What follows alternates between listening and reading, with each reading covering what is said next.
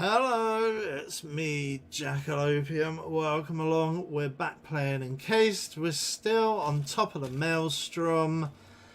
We're still on top of the world. I presume that's still Earth down there. We are being whisked around by the Maelstrom, capital M. I don't want to unequip the servo shell. It's quite funny that we're running about in this big like Iron Man suit. What I would like to do actually is, before we go any further, it's kind of a bit of yeah, I'm gonna just quickly pop that up to 40 science of 40. Why not? Because oh yeah, we've gone up to level 6 by the look of it as well. So we've got one more perk to choose, so let's do that real quick. Yeah, let's save those changes. Badass. Fortitude and resilience.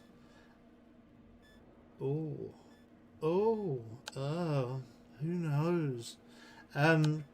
Creature of the night, optimizer, sunchild. Yeah, who knows?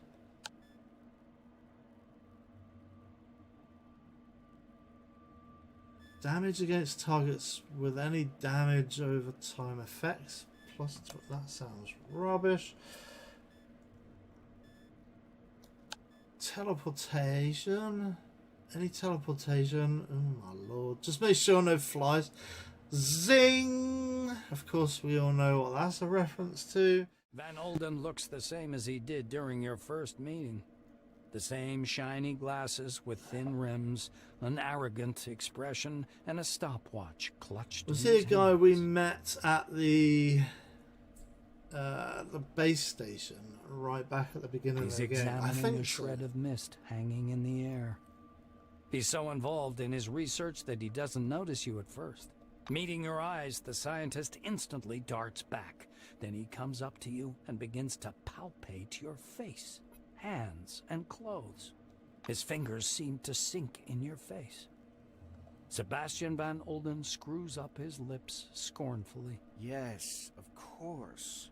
A thought form, like the pink mist, I suppose, or any other similar anomaly, as was to be expected. So we could either tell him Concord's electrical anomalies aren't the threat new employees should be prepared for. Ask him if he still uses a stopwatch.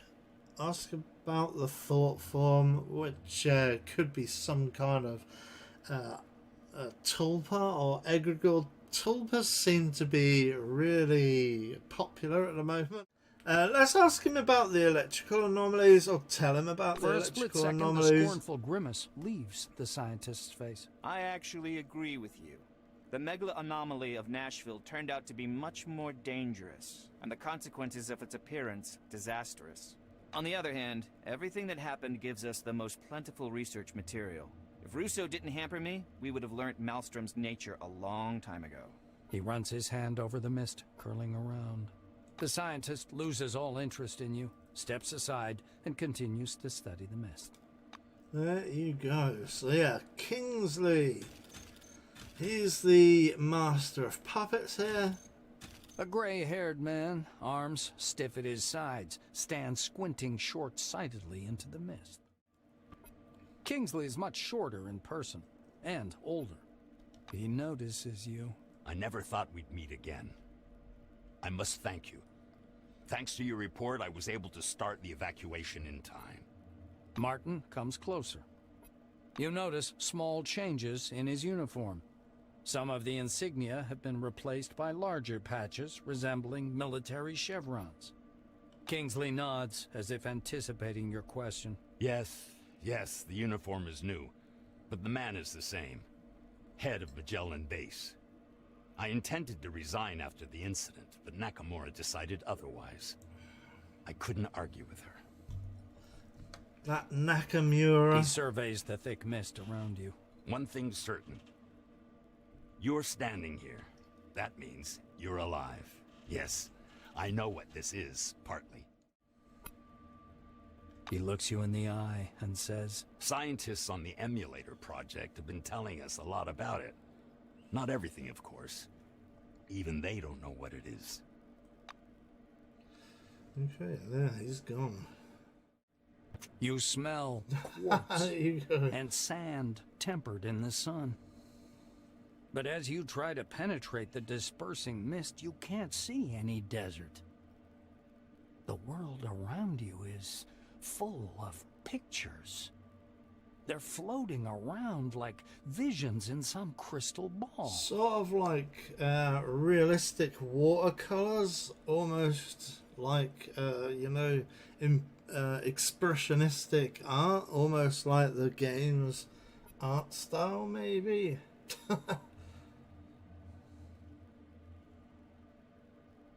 Yes. A hall there we go. covered with carpets. A golden Cronus logo on the wall among wine-red banners. A power plant.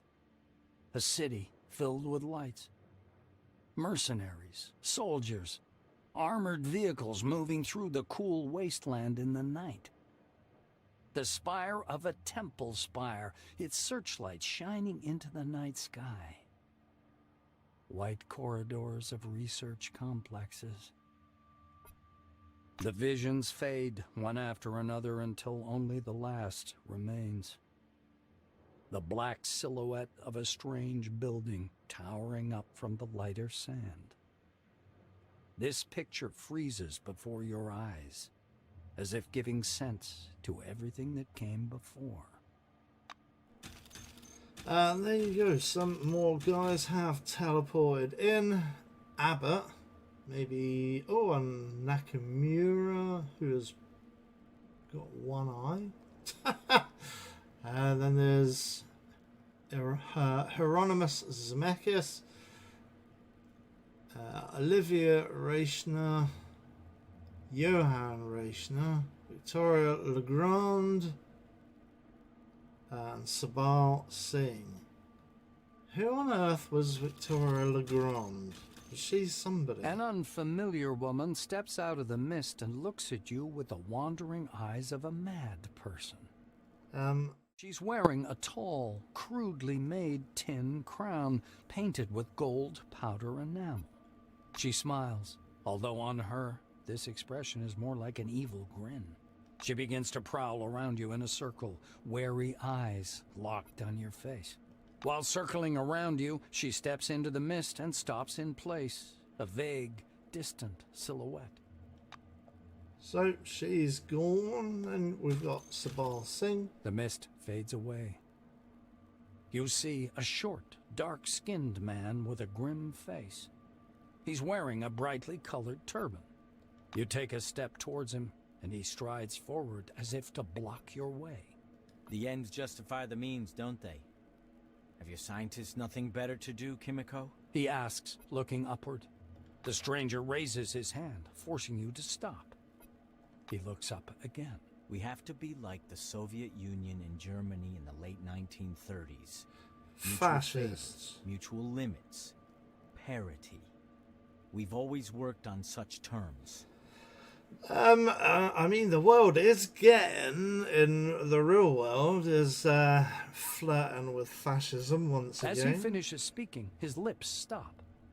The man in the turban keeps standing there, a lean figure looking angrily upward. As if whisked with a mixer, looks like slowly dissolving clouds.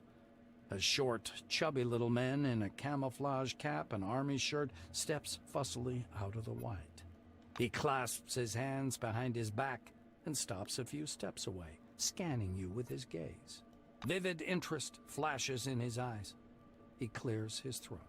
I'm out of jokes about death. Or about Mr. Christ. I'm out of jokes about hallucinations. Although hallucinations under the dome aren't any joke, but an everyday reality. The man circles you. His glance bounces from your face to your uniform to your shoes and back. But you are something else. So, let's see. A pre-war haircut, old-time uniform, clean and pressed. shoes aren't worn out. Just got them. He recites with enthusiasm. He frees his plump palm and carefully touches you with one finger. You are ethereal, but light-tight. You respond to my movements. You are not using an image that's familiar to me. You don't look like anyone I know. And your badge says... He raises himself on tiptoes and fixes his eyes upon your badge. the name. Yeah, Of course. don't ever forget Of it. course. It's The Jack-a-Lopium. name. He runs a small YouTube He channel. flings his arms about and leaves without even saying goodbye. The mist seems to slam shut behind his back, like a pair of wing doors closing. And also a Discord server if anybody wants to join. The fluctuant white slowly settles. A man and a woman stand before you. The woman rolls her eyes discontentedly. Are you serious? Tuesday, I tell you. Wednesday, I tell you. Thursday. How come I always repeat the same thing? I can't sleep without my pills. You're the man. You're responsible for me. The nightstand. The top drawer. There they are. Oh, my pills. Just say pills before we go to sleep. Is that so difficult, Johan? She pushes him lightly on the shoulder. Where are my pills? The man yeah. nods automatically, lost in thought. Reminds me of a Neil Breen scene. The woman clasps her hands in front of her Machine. chest.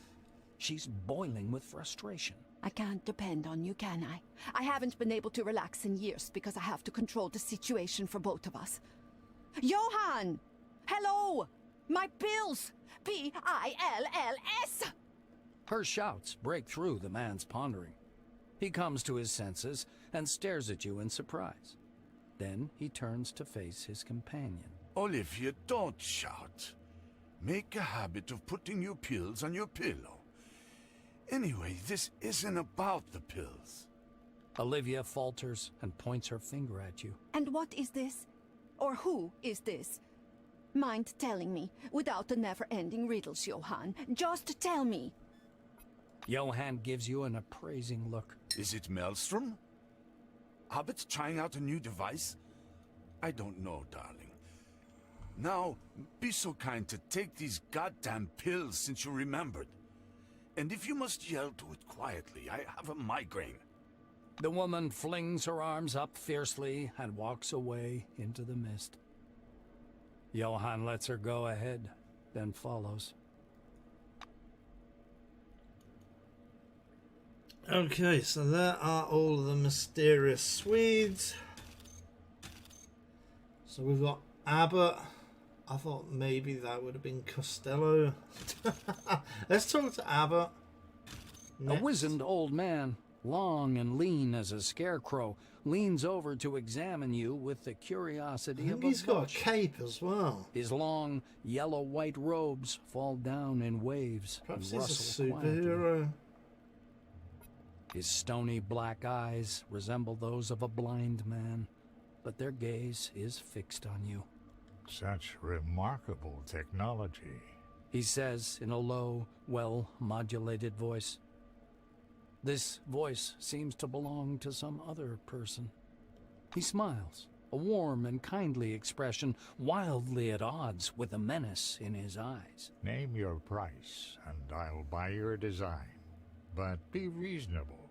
Take time with your answer. Think it through. With the smile still fixed on his face, he steps back into the mist, never taking his eyes off you. And that is Abbott, whoever Abbott is. And then Kimiko Nakamura is the leader of the You hear Encased heels creaking. project. A dark Cronus figure appears project? out of the mist before you. It's a woman. You've never met her, but you feel as though you've seen her face 1,000 times. You even know the sound of her voice, Alien although you have technology, no is that? idea where you could have heard it. I mean, I'm pretty sure that technology wasn't around in real world 1976. She looks at you with surprise. Then she frowns pensively and steps closer. She stands so close you can see multicolored reflections in her bionic eye. After poking you to confirm your ethereal nature, she waves her hand left to right. Obviously, she's hoping to disperse you like mist. Naturally, she fails. The woman chuckles discontentedly and leaves. The clicking of her heels fades quickly away. And there goes the next set of people. Who's going to be next? Jesus Christ.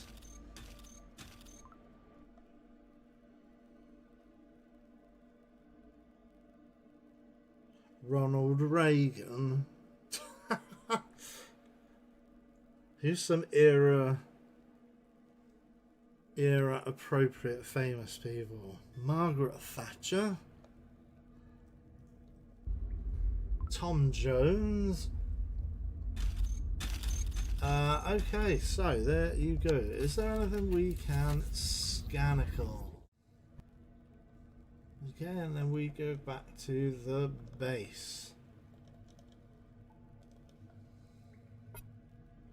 Where's the generator? The generator has disappeared. So we have literally fallen through space and time. Yeah, that's the passage right there. Which we can't use because of the servo shell. That is a shame. Let's unequip it and leave it out here.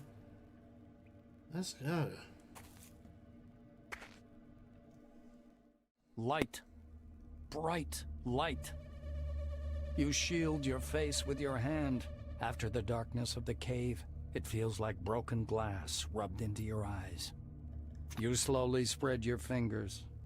At first, you can't see anything, only a blind whiteness. Gradually, the pulsating light resolves into the outlines of a red rock and a tall white structure at its foot. Now this is a lighthouse. Kairos blinks. The system reports an error while trying to update the built-in atlas. When the maps reload, the icons are gone. Only a single marker indicating your location remains. Well, you're still near Nashville, at least judging by the coordinates. And there you go. We have, exit to the dome. Weird, man. That's freaky. We've got a bunch of stuff to check out.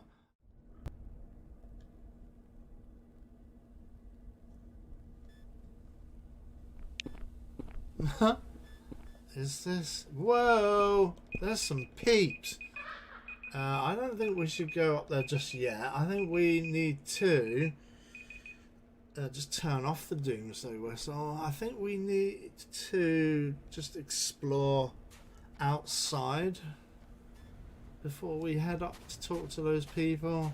So I'm going to search all these trash containers. There's probably either nothing or...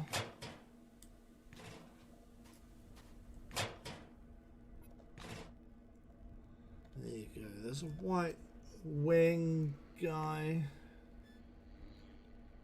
Letter on Project Emulator Stationery.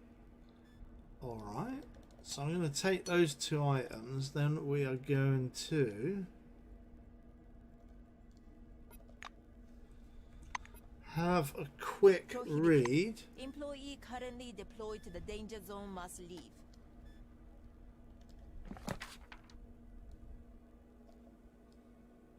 Yeah, okay, so we've opened up this letter. Sorry to bother you, it says, with this matter, but there's no one else I can ask. In a couple of hours, Nakamura, who we met just a minute ago, will announce a general 6C class alert. The city will be closed and all fieldwork halted indefinitely. So it's a manufactured thing. Though the control post is still a mess, it's critically important for us to obtain data on the dynamics of the psych field structure near Maelstrom. or rather the psyche field, I should say, and ideally inside of it too, but I won't ask for the impossible. A reminder, please be careful. I have no other employee as experienced, and none I can call a friend either. This is from Henrietta R, whoever that is. I don't know if we'll be able to get back to all Encouraged that to seek asylum. The city is stuff far that enough. we dropped off. Yeah, don't panic. talk over Our me. scientists and security specialists are closely monitoring the Maelstrom phenomenon. Confidence Okay. in our new committee authorities. The problem will be solved as soon as is feasible.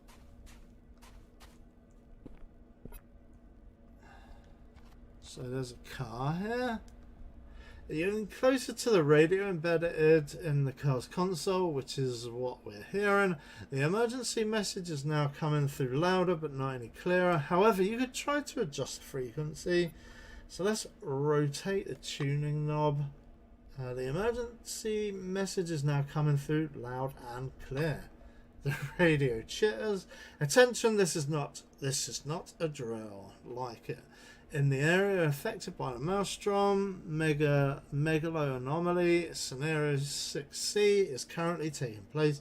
Remaining in the yellow sector is prohibited. Employees currently deployed to the danger zone must leave the area immediately, following standard evacuation protocol.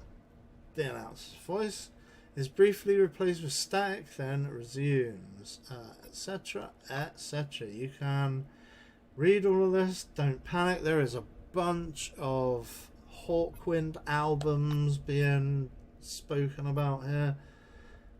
We urge you not to spread false rumours. Just a bunch of Hawkwind music, because of course that would be really age appropriate. 1976. Which album would that be?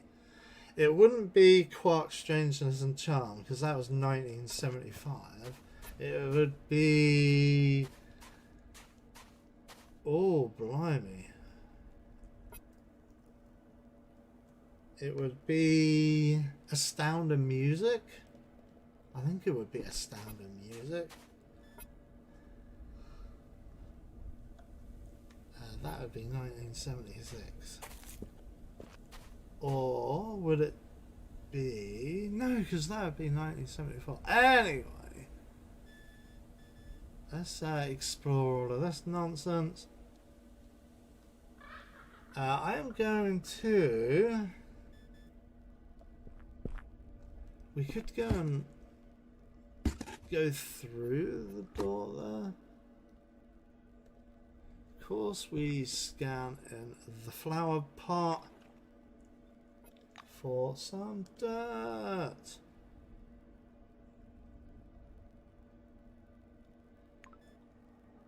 Couple of quid.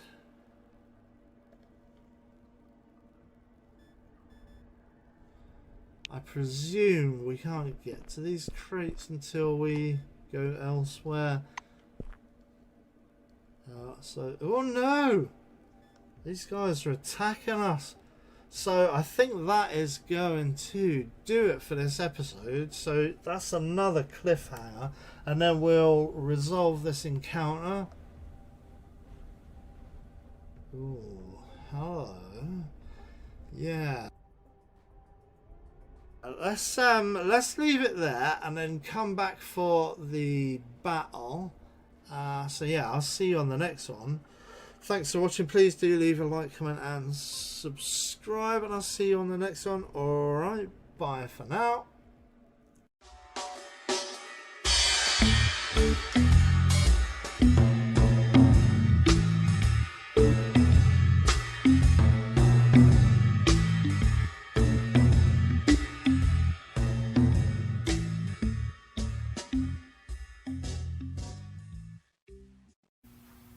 Isn't that immoral?